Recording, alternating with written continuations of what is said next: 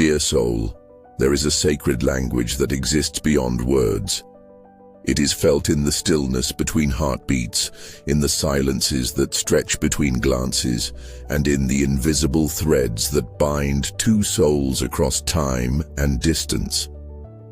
This message is not just for your ears, but for the deepest part of your spirit, the part that already knows, already feels, and is ready to remember. You have asked what makes a relationship truly special. And the truth is, it is not only love that makes a bond extraordinary. It is the depth of understanding, the willingness to hold space for one another's fears, wounds, and dreams. It is seeing your soulmate not only for who they are, but for who they are afraid to be, and still loving them there. Today, I invite you to journey into the quiet chambers of your soulmate's heart, to look beyond the surface of their actions and into the hidden realm of their emotions. Within this space lie fears they may not speak of, wounds they may not show, and hopes they may not dare to name. And it is here, in this delicate space, that your love is most needed. Understanding their fears. The key to unlocking your soulmate's heart.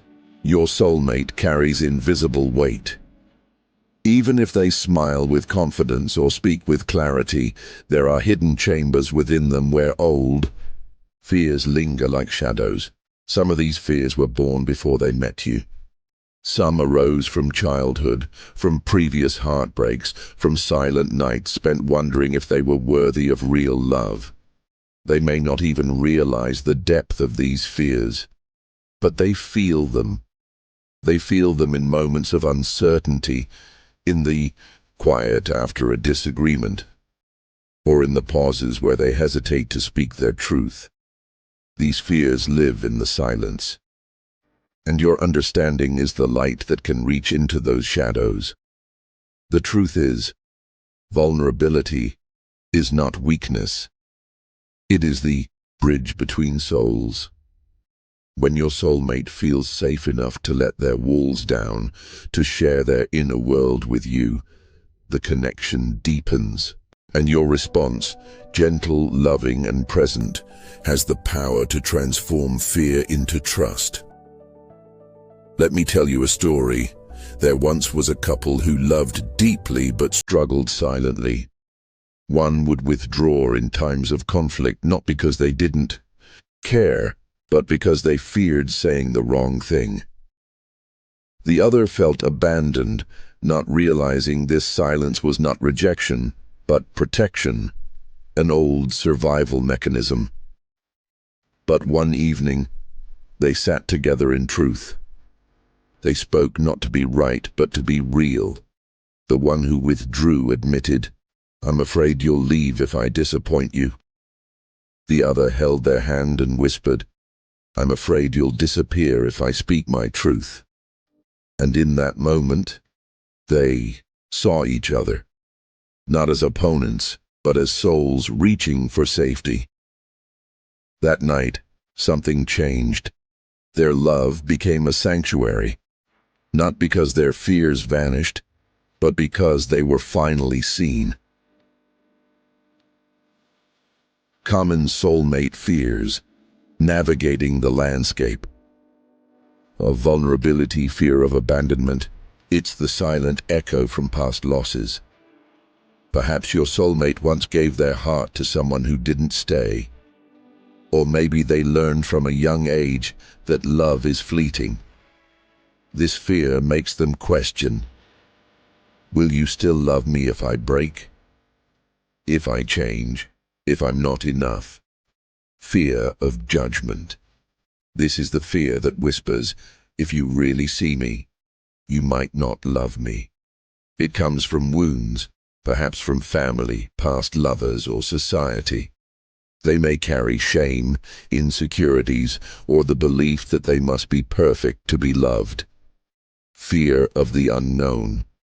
Love opens doors, but it also invites uncertainty. Your soulmate might feel overwhelmed by the depth of what they feel for you. What if they lose themselves? What if they fail you? What if they're not ready for the depth this love demands? You don't need to fix these fears. You need to honor them, see them, and love them in spite of and because of their presence. Because fears, when held in the arms of compassion, become the birthplace of healing. Building a safe space, nurturing your soulmate's emotional well-being. So, what can you do? How do you become the sanctuary your soulmate longs for? First, listen. Not just to their words, but to their silences. Hear the emotion behind the hesitation. Listen with your heart wide open. Let your presence say, "You are safe here." When they share, validate their feelings. Say, "That makes sense," even if you don't fully understand yet. Don't rush to solve or correct. Let them feel heard first. Empathy is the gateway to safety. Offer gentle reassurance. Not promises you can't keep, but presence. Let them know you're not going anywhere just because things get hard. Say, "I'm here," and mean it with your whole being. Build trust by showing up consistently. Communicate openly. Be honest, even when it's uncomfortable. Love is not built in grand gestures, but in everyday moments of reliability and truth, and, most importantly, make room for both of your healing. You are not perfect either. You have fears too. When you both allow space for imperfection, love becomes real, not a fantasy, but a sacred partnership of growth. Unleashing love's true potential, embracing your soulmate's fears. Something beautiful happens when fears are embraced rather than avoided. Love stops being conditional. It becomes a space where all parts of you are welcomed. And in that space, your soulmate can finally breathe. When they feel your love reaching into their fear and not recoiling, their heart begins to trust. They begin to bloom. They begin to believe, maybe I can be loved in all my humanness. And you too, dear soul, will feel the shift. You'll begin to understand that love isn't about perfection, it's about presence.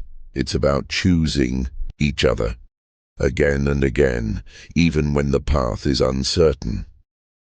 Love becomes a mirror. When you hold your soulmate's fears with compassion, you begin to do the same for yourself, and the healing deepens for both of you. This is how great love is, built, not in the absence of fear, but in the tender courage to face it together. So tonight, look into your soulmate's eyes a little longer. Speak a little softer. Ask, "What's been weighing on your heart lately?" And listen, not just with your ears, but with your soul. Love them through their silences. Love them through their hesitation. Love them through their healing. Because sometimes, what your soulmate needs most is to know that their heart is safe in your hands, and now you know how to hold it. More to come.